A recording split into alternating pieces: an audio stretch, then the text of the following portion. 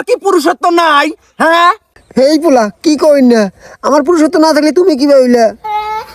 কদিন পর আমার বিয়ে, আমার শ্বশুর বাড়ির মানুষ যদি শুনে এখনো আমার মাও আমার বাপ এক দৈরা দৈরা মারে, আমার মান সম্মান থাকবো?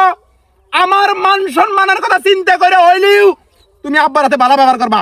আর একদিন যদি দেখছি আব্বার হাতে তুমি রাব ব্যবহার করছো, তোমার কিন্তু খবর আছে। হায় রে হায়, হায় রে হায়, কই কি? হ্যাঁ, এটা কার বলা?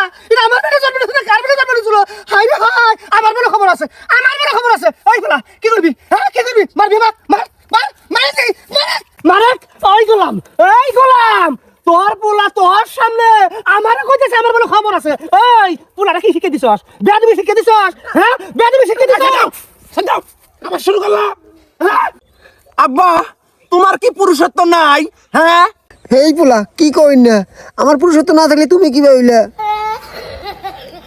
আরে আমি ওটা কই নাই, শরীরের শক্তি বল হিম্মত এটা কি তোমার নাই?